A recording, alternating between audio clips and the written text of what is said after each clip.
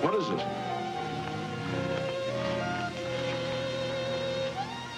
The stuff that dreams are made of. Huh? Made of. Welcome to At the Movies. This is the Sarasota Film Festival wrap-up show.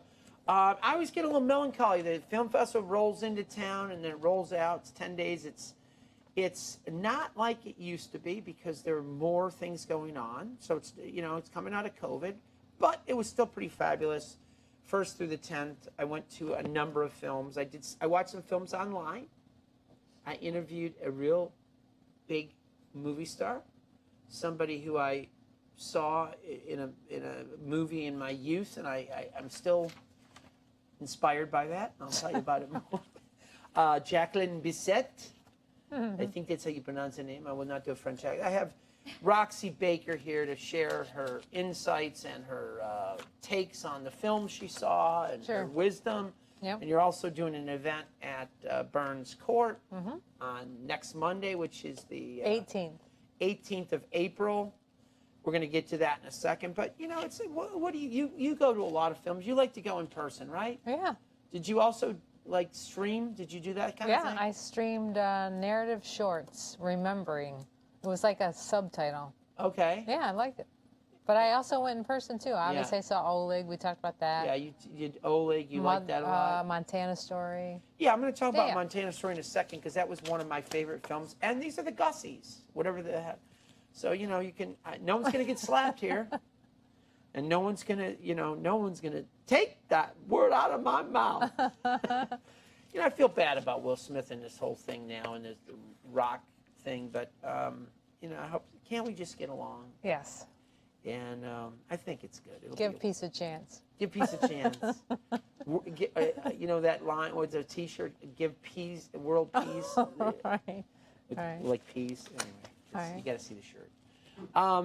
So the Gussies, I really like this first film. It's a short. I'm going to play a short little clip. These are not necessarily the best films, but they're films I liked, and I want you to chime in. So like the Roxy pick. Sure, sure. I want to mention the films that the Film Festival awarded during the show. Audience Award, which was playing through, which I did a feature in Scene Magazine.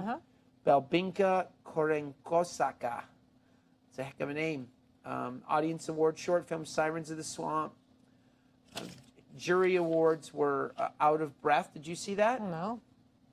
The Smell of Money, documentary feature competition winner. I had to see this movie because, let's face it, my name's in there. Yeah, Long Independent Island Visions competition winner, Long Island Gus. Yes. It was a kind of a funky film. Did you see it? No, but I appreciate it. It was an economic duress. Yes, it was. Yes. Always Together, U.S. Narrative Short Competition. Today's the Day, Generation 3028. And, you know, those are some of the winners. Yeah. You know, films are very personal. So, you know, something you know, we're pretty much on the same page with films. You liked, did you see Automat? I did not. I hear a little beeping in here. I feel like I'm ordering a pie from the Automat. Do you know about the Automat? I know of it. I know of the movie, sure. Yeah. So Mel Brooks is all throughout this thing. This is a cool little, I just like to award films that are a little nostalgic. They go back and they educate people about something. Well, you know what's great about Mel Brooks is that he appreciates the little things like this, right? I mean, do you remember Kmart? Did you have Kmart in Detroit? It's from Detroit. I remember the soft pretzels and the Slurpees, man. I mean, like, that's what his remembering. That's like the licorice pizza. You could do like licorice pizza, soft pretzels, and Slurpees could be your film. So, yeah. I'm hearing buzzing. I wish I had seen this. Automat gets a Gussie. It's a short little film. It's a great film. It's not a short little film. It's about 60, 70 minutes. I enjoyed the hell out of it. I can't stop talking about it. It gets a Gussie. It's one of these. So let's show a little clip of the Automat. Or not. Some people just adore martinis. Others love iced tea. In Venice, they all go for Bellinis. But coffee, that's for me. I've tasted every kind of brew at every coffee coffee shop. As a boy, I was mystified. I became a merchant the day that I was in that automat. But this one was the top. There was all kinds of people, poor people to matrons in furs. There was nothing like the coffee at the automat. Light the silverware, here come the actors. It was right near the theaters, and the food was so fresh. From a silver dolphin spout, the coffee poured right out. Not to mention, at the end, a little spurt of cream. There was nothing like the coffee at the automat. I love those little windows that opened, and sometimes what you wanted was missing, and you knocked on the window, waved to the person with. You have to understand they had no latte grande, no quizzical baristas in your way. Life changes, things change, we all get a little older, but the older you get, the more you reflect back on what came in the beginning, and the Horn and Hardets and the automats of the world. And for just a shiny nickel, your taste buds you could tickle with that wonderful, magnificent, unbelievable, awesome coffee at the automat.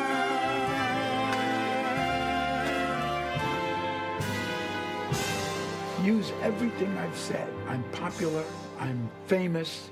Make me the spearhead of selling this Meshuggah documentary.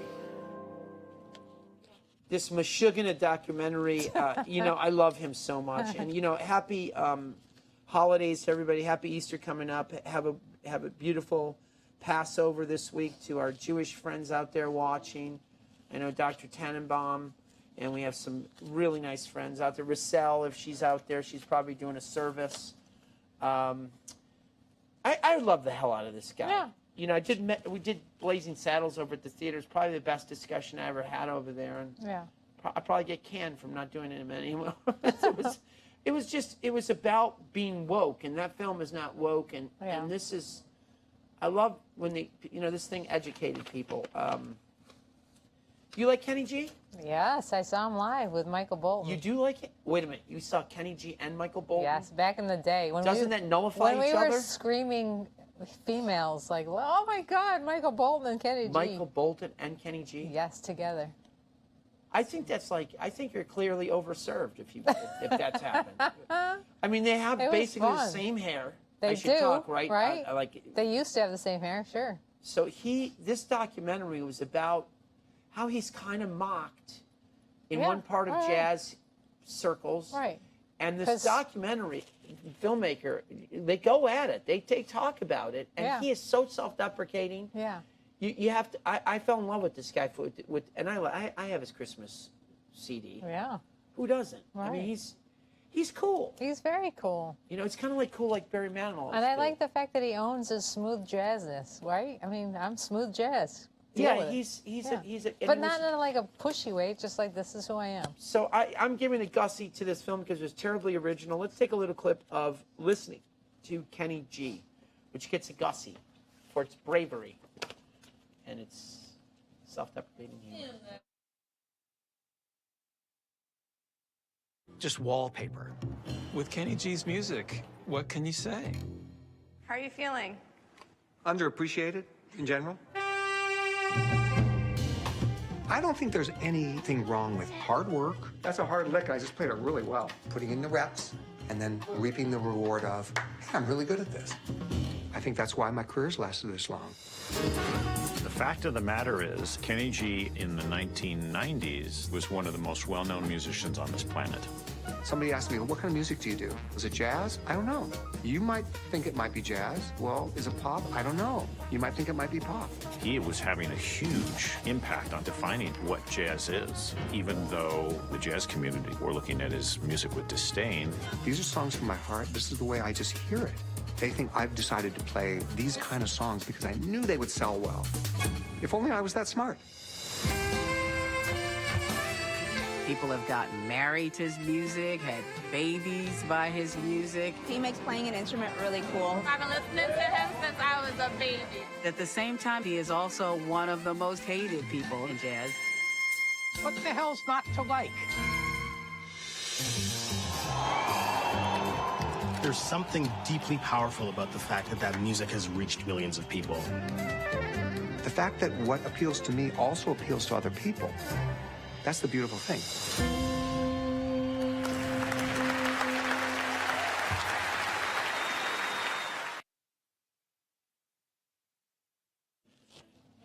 I have to tell you, I have a great staff here. We have Mark Palmer's studio. Thank you for being Carrie and everybody, and my new son here who's wearing a T-shirt that I absolutely love. Don't be a Clayton. Don't be a wiener.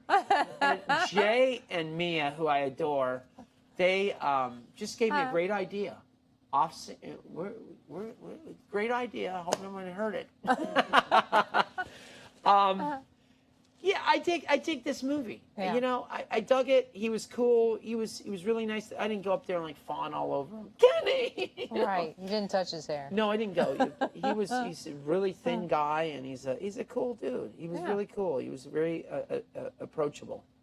You know what smart movie made? Yes. He was one of the first people to buy stock in Starbucks, like way back. You know that because he kept talking about that. Yeah. He kept talking about that. I would be bragging too. What the heck? Yeah. He's talked about Starbucks about that. Yeah. I love this gal. Haley Lou Richardson is a fabulous actress. Most people don't know her name. She's not a household name. No, she's not. The gentleman who's in this film, Owen Teague, is a Tampa, I believe, from Tampa area. Tampa native, yeah. And I like horse movies. I know my friend Jay over here is like not a big horse guy. I love Mustang. Mm-hmm. I love Lean on Pete. Yep. What's the other one? Oh, The Rider. Mm-hmm. These are three in the last 5 years, right? Yeah. And this film, I don't know if it's in that league yet, but I saw this on the big screen, and you were there, and you had, you're sitting in the back, and big screen, full house, right? Cine Bistro. It was great, fabulous. Got to see it on a big screen. I think it's the best film that I saw at the film festival. Me too. No, come on. No, emotional beats. It No. had the emotional beats. The other ones, like After Yang, which was sort of a throwaway, unfortunately, on Sunday night by Koganada. But I took it in my head and went, okay, movie for movie, Montana Story was better. Because it had pacing and it had emotional moments that were beautiful. And the sibling relationship, gorgeous. It was so real to me. But also on the big canvas. Yeah. It was like Nomadland with, what's her name, McDormand. It was better than Nomadland. You thought it was better than Yes. Well, it reminded me of that movie. Yeah. Only it had a heavier, and it's not a movie for everyone. You just... No, but also the minor roles were so well done. The home health aide. Yes, he was great. He was amazing. Yeah. It's a great film. It gets a gussy. I want to just do a little clip of Haley Lou Richardson speaking at a film festival. This is the kind of flavor that they didn't come into town. We'd love to have seen Owen Teague, but she's so fabulous. I love this film called Columbus. I mean, her parents didn't even see Columbus. 14 people saw Columbus. I'm serious. This is the kind of film where it made like negative $12. Right. Right. But this is them talking. We're going to do a little minute of this, but this is the flavor of the film festival kind of thing. This is from Toronto International Film Festival. They're so cool. That's a good starting place. Horses, we just want to say horses are very diplomatic magical animals. We can all agree horses are wise. They're big. They're horses. They're big. Mr. T, his name was Crackers. He was like a action horse. He was like trained that way. So he was like raring to go in every aspect. At all times. He required a lot of hand-holding, so to speak.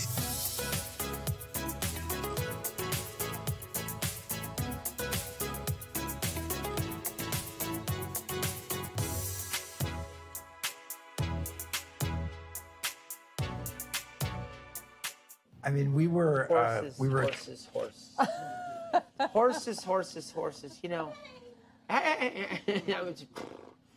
These guys are horse haters. I mean, you probably celebrated when the horse's head was in the bed at The Godfather. No. What I liked about this clip, though, she smiles, and she usually, most recently, she plays these sort of like down. Yes. But she does it so well. Yes. She's gorgeous at the same time. She's a I mean, it's beautiful- hard to look sad and gorgeous. She does it. She's I lived my whole life that way. She's a I guess that's a good way to I'll do be it. here all week. Playing through. Are you a golfer? Have you ever golfed in I your life? took lessons, and I decided this is not for me. It's not you're tennis. I'd see you more as a Yeah, I'm tennis. a tennis. Right? Yeah. Like Venus and Serena. And the grunt. No, I don't do the grunts. Okay. That's ridiculous. Playing through is Ian Gregory's story. Yes. Local filmmakers. Curtis Jordan came down here and told his story. I'm going to give it because they filmed it in Sarasota. They came down here. They actually put their money where their mouth is. They got a lot of help from people. Great. It's a nice crowd-pleasing film. It's not preachy. Mm-hmm. It's well done. I enjoyed it, and I wrote an article in C Magazine, so it gets a Gussie for Nice. the effort and what it's saying. It's talking about bringing people together. You know, Yeah. so many things that dividing people now, Right, and we right. need more of this. I did not know this story at all. I didn't know it either. I read about it, but it was Yeah. fascinating. Yeah. Anne Gregory, who broke the color barrier in golf, Yeah. female golf. It's great. And so that's the kind of thing that a film festival does, and they do so well. I'm going to congratulate Mark Famiglio, who next year is 25 years, God willing. We're all here. This was 24 years. Maybe it's going to be back to a little bit more normal schedule where they play all the short programs live. Yeah. I like to do that. I Me get all too. bleary-eyed and I go, I saw 400 films today. Yeah, I don't want to stay home. And they all, you don't want to stay home. She's that's their life. So speaking of which, it's a nice segue into Mothering Sunday, which is on Monday. Monday the 18th So at you're- 7:15. You're doing this over I'm at doing Burns, a talk back. Burns Court. Yeah, and they're gracious enough to let me do script to screen sometime, which So means what is script to screen? a book that's been adapted into a screenplay, basically. Okay. So this was Graham Swift's novel called Mothering Sunday, and the title sounds dumb, but it's a real thing where... Did you read the book? Yes. What the heck? I'm an English teacher. Did you read the book while you were in the film, though? Quiz me. I can do it. Okay. Okay, so anyway, it's Mothering Sunday meant when the maids in England got to go home to their mothers only on Sunday. They would stay all week at the mansions they worked at as maids or whatever, housekeepers. And then on Sundays, they get to go see their mothers. So it's called Mothering Sunday. That's the title. Okay. And it stars one of my favorite guys of all time, Josh O'Connor, who plays Prince Charles in The Crown. Oh. Olivia Colman. Oh. Colin Firth. Oh, Colin And Firth. Glenda Jackson, two-time Oscar winner. Who doesn't like Colin Firth and Glenda? She's 86. And he was in The King's Speech. He won Yeah, an yeah, Oscar. yeah. He's I love him. Yeah. He's fabulous. And there's a lot of nudity, so there's a lot of reasons to come out for this. Did she just say that? I previewed it. Well, I mean, worst case scenario. Mothering Sunday. It's not a Mother's Day movie. No, it's not. Is that what the mothering is? No, you'll. No. All right, I'll figure it out. So we have a clip? I hope we have a clip. I don't know if you can find one that doesn't have nudity in it, but good luck. Did we have a clip for this? Okay, good. Thanks, Mia. Thanks, Mia, for trying to save me. Do we have a clip? That's not nude, I hope. No, it's not. I know, you're getting it. Go ahead. Show Mothering Sunday. Please. Please give me a mother. Or a... Once upon a time. Once upon a time. Once upon a time. Morning, Jane. Morning, sir. Jay, that you? Yes, madam. I'll be on my own. 11 o'clock. We're late, my dear. Certainly the pace you drive, we will be. You're a writer. Yes, I write. And when did you become a writer? I don't know. Yes, you do.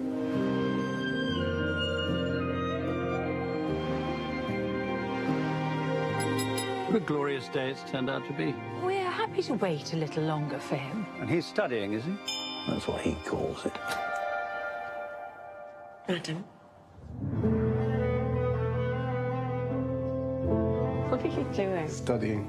And I'm here to help you study. You're what I intend to study today. I could tell you all my secrets, all the things nobody says. He's not studying, he's just late. Don't be too cross with him. He loves you very much. Jane, I've got to get married. That's what's expected of you, yes. You did not say that, though. I did say that, though. We're all so excited for the wedding. You're making us all so happy. You have absolutely nothing to lose. That is a gift, and you must learn to use it. I'm so sorry, Jane, but I have some distressing news. I've been thinking it might be time for me to leave, sir. In another house? In a bookshop, sir. It'll be your greatest book. Once upon a time. Once upon a time. Once upon a time.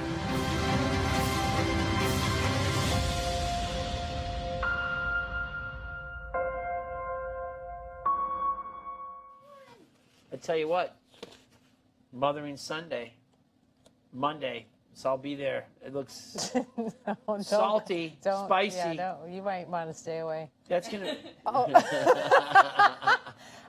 Odessa Young plays the young woman who shows a lot of skin, and she was in a movie called Shirley about Shirley Jackson.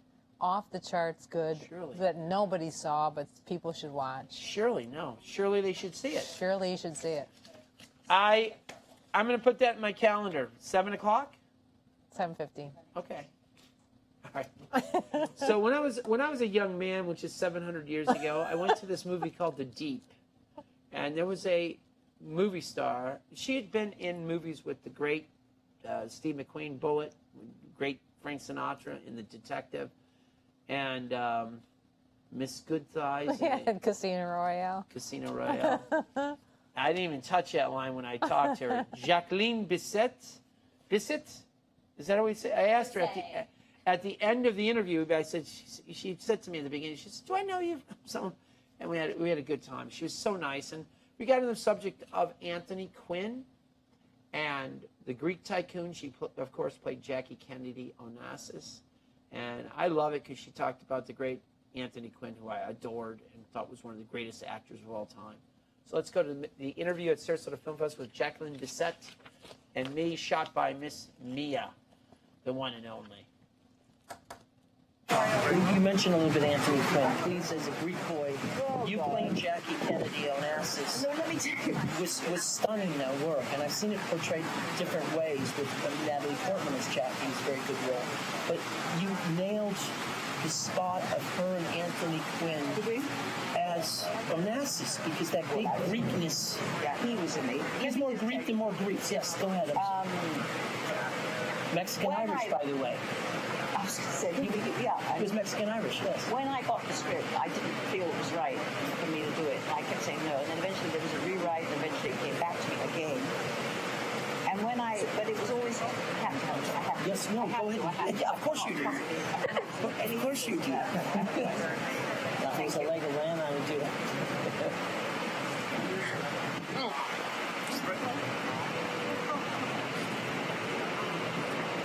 I finally said yes. Why didn't you think it was right for you? I didn't like the side of it that was very explosive. I think it's four women. I don't think it's her story. I don't know if it's her story. I didn't want to investigate the story. I wasn't really interested in that relationship. Right. When I reread it, finally, I said the story's okay. Yeah. I don't want to do anything that's sensational. I'd like to story. I can suggest this kind of a woman. I didn't feel like I was going to play her. Sure. Anyway, we prepared for the film Holston to do the costume. We actually dressed her. So suddenly that became much closer to me. I think. Well, you channeled it. She had a look. She had a... Well, whatever. I channeled. Yes. Sort of. But it was always in denial. I mean, it was within myself. I never studied her. I was particularly interested. I like the role as a story. A woman who has really nowhere to go after her husband is killed. Yes. She finds a very wealthy man who can protect her. Right. Protection is the thing. For me, that was what I did. So we were in our rehearsal period. We were in Greece. Anthony Quinn is always in tennis outfit. Anthony Quinn, pure Anthony Quinn, coming and going, very relaxed. Everybody paying homage to him, and enjoying him. And every time he walked into a room, they played Zorba. He was getting a bit fed up with that. You get some of that, yes. It was like, We do a scene in a restaurant. I see him arrive.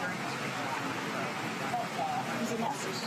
Yes. Looks like an Onassis. Yes. Dressed like an Onassis. Laughs like Onassis. I said, oh my God. If he's Onassis, that makes me hard. Makes me, how am I going to rise to the occasion?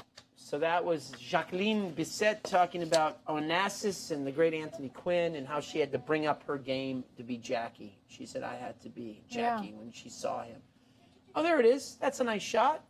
That's a nice shot. That's very nice. There you go. Jacqueline Bisset. Oh, I'm that's going to put nice. that in my room. Yeah, you should. With my posters. With my Farrah Fawcett. You know, you go back and it's like life. That's She's nice. a stunning woman. The movie was Lauren and Rose that they did at the Net last night, and I didn't get a chance to see it live. I streamed it. I liked the film. I'm dealing with the first act of it. The first act. I liked the finish of it. I thought she was great. It's like one meal, right? It's one meal, and I'm processing. I saw it one time. I'm going to watch it again. Okay. But I thought she was just very she moved natural. me. She moved me in it. Yeah, so. Long Island Gus. I had to see this. I go, what the hell is this course. about? You know, it's about a guy named Gus who's like trying to save his friend's life by getting him a kidney, and he goes on all these capers and he ends up disappearing. It's a documentary. It's got like that Jersey, Long Island feel. Okay, so it's wait like a in minute. my wheel. It's a doc? It's not a narrative? It's a documentary. Because yeah. it had a feel when I looked at the trailer. Of course, I'm watching it mute at work, so I don't know. But it's kind of a docudrama. Oh, wow, okay. So I gave it a Gussie. I really thought this was like a strong film. It's like one of those films like you don't know if they're putting you on. You don't know what's happening. And interesting. It was pretty cool. Long Island Gus gets a Gussie. It's kind of redundant, but I dug it. And we'll go to a clip of this. I think there's a cool little clip. And then we'll come back and talk to Roxy about a couple other films she liked and what she wants, what's the closing film. Okay. You can start by saying your names so the patients know. My name is Vito Lombardi. I suffer from end-stage renal kidney disease. Into the mic, you gotta talk. Gus, I can look at the camera. Basically, my kidney is shaped like a horseshoe. This is Gus, my best friend. He brings me here every time I have to go. It's operating at about 10% of what a normal kidney would operate at. I mean, she didn't say it was going to fail tomorrow. Keyword failing. Means I have something to do. We can do something about it. You really want to get a kidney off of Craigslist? There's a long list of clients who need these organs. It's life or death, man.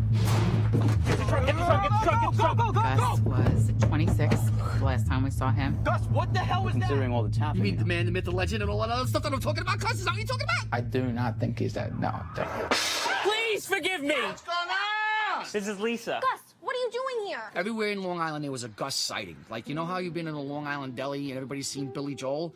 That was Gus. I make dirty movies. You an actor? Professional substitute gym teacher. Athletic? No, not Gus. Gus was the worst coach ever. I get them gigs. Let's cut it. That was horrible. Gus was really a great guy. He even had it polished. He created duplicates or replicas of the Long Island Railroad passes. The Babylon line, Ronkonkoma, Port Jeff, and Smithtown. Gus took this on as though it was his personal mission. Gus, it's supposed to be on one page. In the Middle East, they need the money, they will donate a kidney. Say bring you the parts. What do you charge just for the labor? It's like Galileo said, it's survival of the fittest. Are you Italian too? He have a gun? Putting everyone involved in danger. Move your cameras, otherwise I will run you over with my car. 115 grand. Where the hell are we gonna get that money? You're gonna be making anywhere from $50,000 to $100,000 a month. Guaranteed. And you gotta make deliveries of things that I tell you to deliver. Eyes in the back of your fucking head! You'll get a transplant and you'll be sent up the river. He's the guy that set my septic back. If you want shit sold, get good shit. Get out of here! Hey! Hold on! Let's go, just go, just go! Jesus Christ, this young generation, you guys need help.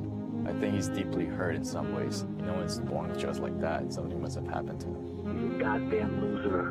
And you're gonna end up like him. You'd expect something like this in Florida, but not here on Long Island. You drop it off, you come right back, and you've got your friend a kidney. You gotta think about your future. What about your future? What's your future? I don't know where Gus is. And even if I did, you think I would tell you?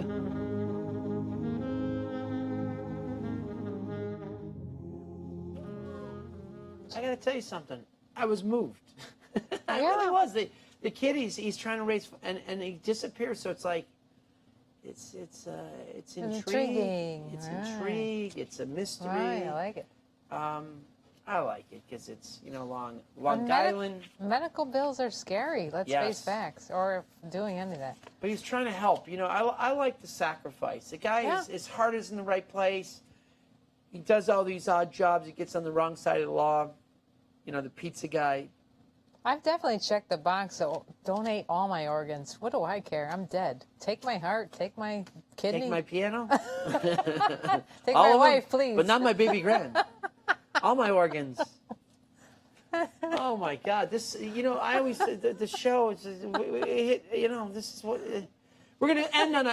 What was like? Were you surprised at this film? Did you get something surprise you that shocked you that you recommended that that because you give nice reviews on things? Was there something that really grabbed your attention? You're supposed to say no. I appreciated all the remembering shorts that I saw. Okay. It took work to do those, and I did vote, which I love voting. Are you kidding me? Give my opinion? Yes. Yes. So yeah, I love that. I just wish I could have watched it on a big screen. Right. I watched it at home, but I loved After Yang, even though that wasn't well attended. Should have been. I mean, I loved it all. Montana Story you liked? I think that was the highlight. Okay. For sure. Cool. Well, this was a film. I got a chance to meet a real nice lady whose daddy was a legend, one of the great jazz names in the history of the 20th century, Louis Armstrong, Sharon Preston Fulta, and she's the the daughter. He had an affair, and he took care of her in this film. And she lives in Sarasota. She's so well adjusted. Mm-hmm. She came to the David Amram, Dick Hyman thing on Saturday night. Nice. She was so nice. She's just a sweet lady, just a sweet lady. And he seemed sweet. He seemed, obviously, the union produced that, love child, if you will. But it really, and I told her, I shared a moment. I said, you can feel that he loved you. Mm-hmm. So we're gonna leave with that. It gets a Gussie because his heart's in the right place. It wasn't overdone. It was really it's in her voice. And it's beautiful. And I connected. I cared about. I always tell people you got to care about the characters. Sure. In a film, and that's why I think that Marvel and some of these things it's so hard to get like these things because they're so disconnected. Yeah. Disconnected. So Monday, go see Roxy at the Roxy at the Monday at the Burns Court Theater over there. What time? 7:15. Yes. Like and share the show. Go see Andrew over at Sarasota State Auction Trading Company. A big auction is coming up in May. He's going to be coming back on the air. We're going to do a show with him. We're figuring out some new format, new way to do this. Also, Bookstore One, new location, a lot of books. Love if you it. guys that still read, Dewey Decimal System is not dead. Dewey Decimal is dead. I love Dewey. Dewey, Louie, and Screwy. Also, Eric is still, he's busier than hell. He's fixing cars. You know why? Because no one can afford it. No one can get a new car. All right. Because the old cars now, you fix them. Right? Yeah. Eric's a good, you got your car still running? Yeah, he's a good cat. Anyway, we'll see you guys at the movies. We're going to go out with the Louis Armstrong movie, Little Satchmo, and we'll see you guys at the movies. Thanks, Rox. Thank Go you. see Roxy Monday night.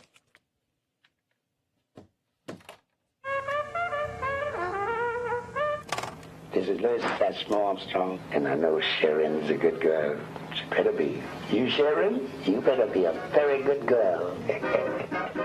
I'm the only child Louis Armstrong ever had. He knew it, my mother knew it, and I know it too. Tell Sharon she is the most blessed child in the world. The only thing she will probably miss is the lovely, juicy kisses she gives to her daddy Satchmo. Tee-hee. Why, it's Louis Armstrong. Who else? But I want to know how you're feeling, and you're coming home soon. I sure would be glad to see you in the little shaver. Publicly fawning over a child fathered with his mistress wasn't exactly an option for Louis Armstrong. He always wanted to be a father, but we had to keep it all secret.